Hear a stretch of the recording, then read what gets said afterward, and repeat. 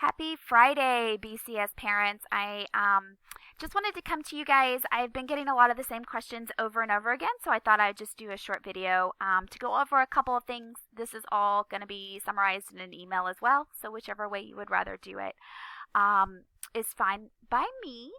The first thing I wanted to address was exact path questions, and that is, how do I know how much time on each subject that my child is spending in exact path? And right now, exact path is telling us, due to the vast volume that they're handling opening accounts for schools and things like that, there's not a correction.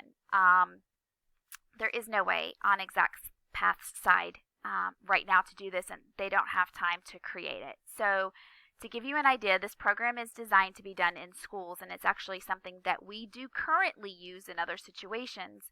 So it has a teacher side and a student side. There is no parent side. So the best thing I can say to you is that there's a couple of workarounds. One of them would be, let's go over here. If you go in and look, I would guess that about 1 to 2 of these lessons would be about your 30 minutes. I would kind of time your child, get an average. You're going to know about how much time how many they need to do to hit that 30 minutes. Older students should take a little bit longer. It's a little bit more complicated. Younger students may be able to do more. However, if your student is in something that's more difficult for them, it might take a little longer. But my opinion is that if we're doing about 2 of these a day, you should be hitting your 30 minutes, okay? I also had a question about locks. So if you see a lock here instead of the start on the quiz, what does that mean? That means that they did the lesson, the practice, they took the quiz, they did not get an 85% or better, so it's asking them to go back and do the lesson again. Don't worry about that. It's okay. It's not a problem. If they do all of this again and it locks them out, then the teacher receives an email, and then we can go in and problem solve that, okay? But don't stress out over the lock. It just means they need to do it again. They didn't get it the first time, which is okay as well. That's not a problem. I'm going to go in and show you the other lock I keep getting questions about is this lock here. Not a problem again. This just simply says these units here all are on a similar topic. So you can't move forward until you finish all of them. All right? So it will let you complete them in different orders, but you can't go anywhere until you've done all of them. That's what this lock means. So you're not locked out. You can still do all those things. So hopefully that helps you understand the locks a little bit better. The second thing I wanted to talk about was RenWeb and with grades and attendance. So you may have noticed there has not been grades or attendance in RenWeb yet, and that is because we were having issues with RenWeb. We were pushing out some changes and they were not sticking. So we had to go in and do a lot of manual work to get it to do what we needed to do. But we're there, and you'll start seeing teachers put in grades and attendance over the next couple of days. Here's what you should be expecting for science or social studies and for your Bible, that you're going to have 3 daily grades for participation. So on a day where you're asked to make a comment in a Weebly comment section, Weebly is that website you see them using, or things like that, just short little participation type things. They're doing that because we have to count that we have to have a way to document that your child did the work every day for the state. So they will get that 10 points participation 3 days a week for doing that. And then 1 day a week, they're going to actually be asked to do a full assignment that we will grade for comprehension and understanding. So the participation is good. We want to make it as easy as possible, but we also want to make sure that we're checking that your child is understanding the topics that we're presenting. And so that's what this 100-point assignment 1 day a week will be for. In reading, math, and language arts, that's what you do in exact path. Kindergarten, you don't have language arts. You just have reading and math. But students are going to receive 10 points participation for spending that 30 minutes per subject each day. And we'll be putting those in, not every day, but every couple of days, so that, again, we're giving some grace there for maybe if you couldn't do it on Monday, but you did, a full hour on Tuesday, that makes that up. So we'll be, looking at it like that. Attendance is tied to work being completed. So if you have a Bible assignment on Monday, you do not get your attendance for Monday until that Bible assignment is complete. So make sure that that work is getting turned in. You're going to be marked present when the work is complete. So if I had a Bible assignment again on Monday, and I didn't get to do it on Monday because life got crazy, but I did it on Tuesday. When I turn it in on Tuesday, the teacher will go back and mark you present on Monday and give you your credit for your Bible assignment. All right? So I said even if you don't complete Monday's work until Wednesday, which is our makeup day, that's okay. You can still have credit for that.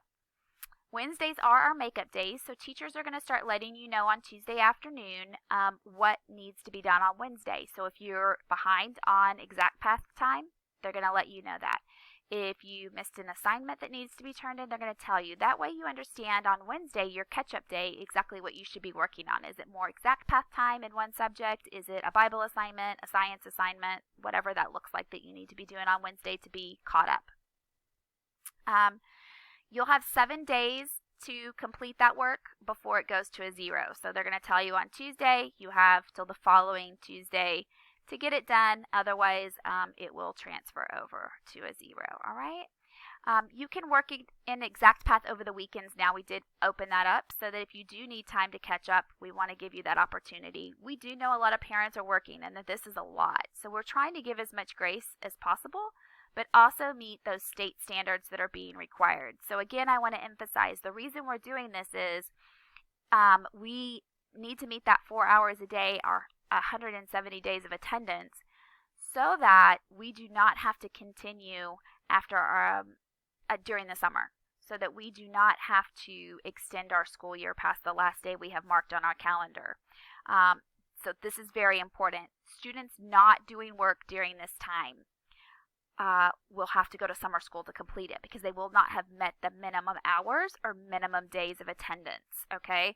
So it's very important. We're trying to give grace but encourage at the same time that this work get done, because if it's not done during this e-learning time, the student will have to come back during the summer and complete it in summer school. Internet and programs. So we've noticed the internet speed and exact path speed or response in general is much better in the mornings, and as the day goes on it starts to lag. So I can tell you when I get in here about 7:30, 8 in the morning, it's running very smooth.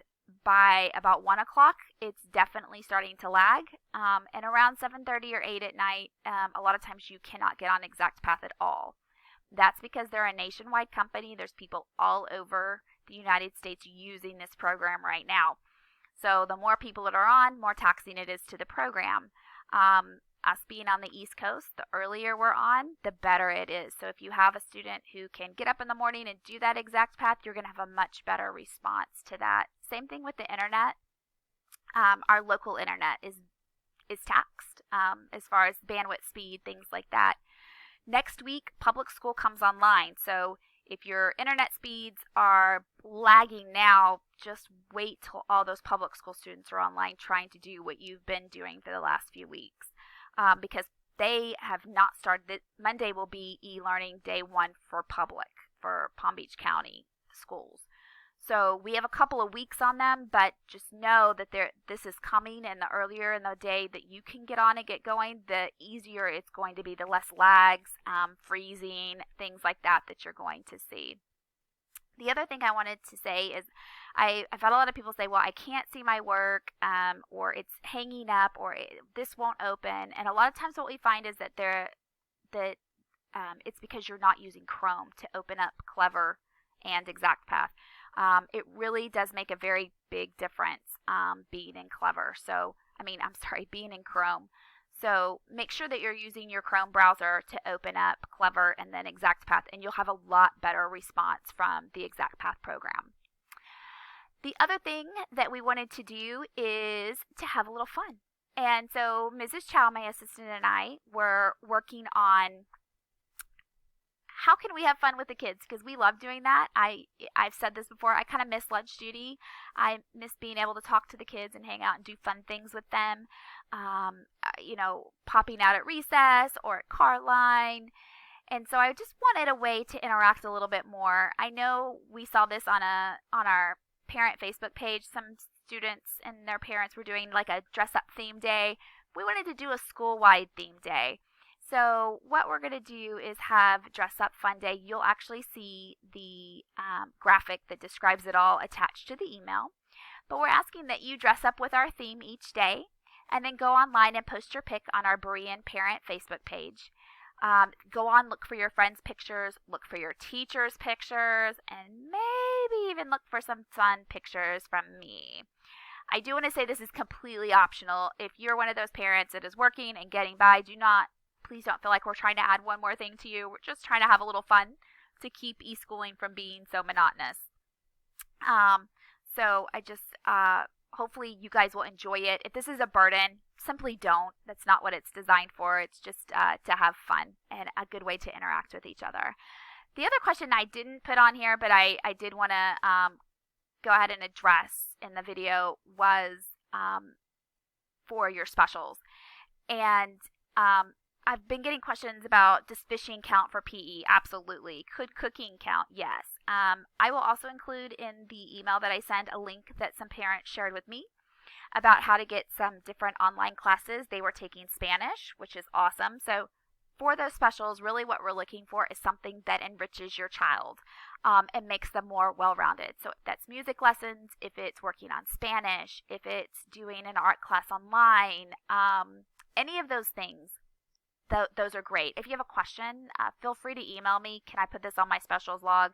But really, if it falls into, hey, this makes my child more well-rounded, and it's something that they enjoy, that's perfect. We're really just looking to get that extra hour of specials in so we can meet our 4 hours that the state requires. Again, I just want to encourage you, if you have any questions or concerns, please feel free to reach out to me, and we will do our very best to make sure that your e-learning goes as smoothly as possible. Thanks so much, parents, and have a great Friday.